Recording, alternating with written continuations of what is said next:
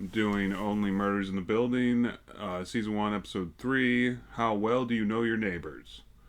See, I remembered the title that time. In this one, it was definitely Martin Short's episode, though Steve Martin and Selena Gomez had stuff to do, obviously, but it was more Martin Short than anyone else, and kind of delved into his past about how he failed at producing the Splash the Musical play. It also shows a bit of his method, almost, because he does this whole thing of imagining all the suspects and picking which one is his starring role for the play. They're like doing like a song and dance number on a stage as he's like talking to them individually. It's a very neat, like, detective motif, I guess. And it was very neat style and very different for that kind of detective show. I mean, you expect Sherlock Holmes, I guess, to have like mental realms that he plays around in, but I guess not Martin Short in this show so much. But it made me appreciate his character just a bit more. I mean, I think he might be my favorite character, actually, of the three of them. Just because he's so interesting. He seems to be the one, like in the very first episode, they did this thing where he was talking about a play or something like that where they were playing Claire de Lune, and the man kept walking up the stairs and falling and bouncing off like this trampoline and jumping back on the stairs.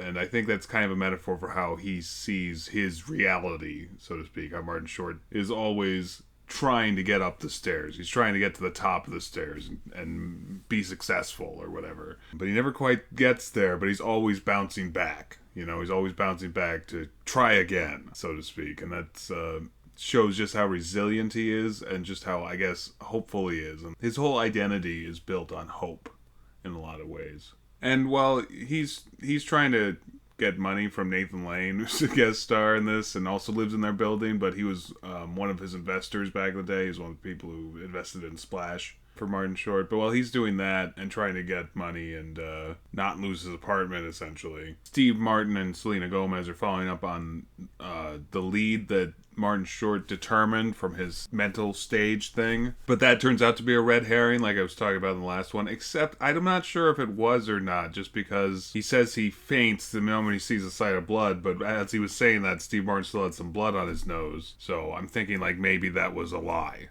at the very least, and just like, the mystery thickens. But at the same time, it's like, maybe not.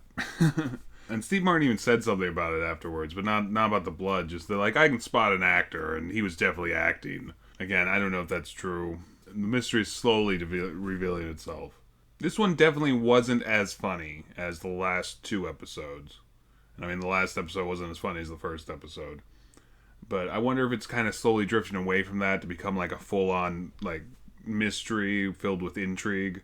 It was a very interesting episode. I did enjoy the whole thing, I think, even though it wasn't quite as funny or entertaining, I guess, but it was just filled with so much intrigue, and as this mystery thickens, it definitely keeps you interested in this mystery, to say the least. And it's also revealed that Sting is living in the building, and then he becomes the new suspect, or the main suspect, but that's kind of the lead up for the next episode. I guess that spoils something, maybe, but it's still like, it's still new, so I'm pretty sure it's probably not gonna be Sting, though that would be kind of hilarious. You play yourself, and you killed somebody. Now, everyone who sees the show will think Sting is a murderer. Yeah, I'm sure it's not Sting, though that would be hilarious. Anyway, I guess I'll give this episode a rating. I'll say an 8 out of 10. It still keeps me interested and entertained, and there were some funny parts, but it's not nearly as funny as the show started as.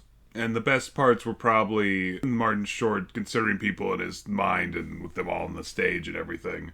But yeah, 8 out of 10, that seems about fair for this episode. It was really good. I do enjoy it, but it just wasn't quite as strong as the previous two episodes. Alright, that's it. Please like and subscribe, and feel free to suggest anything you want me to review.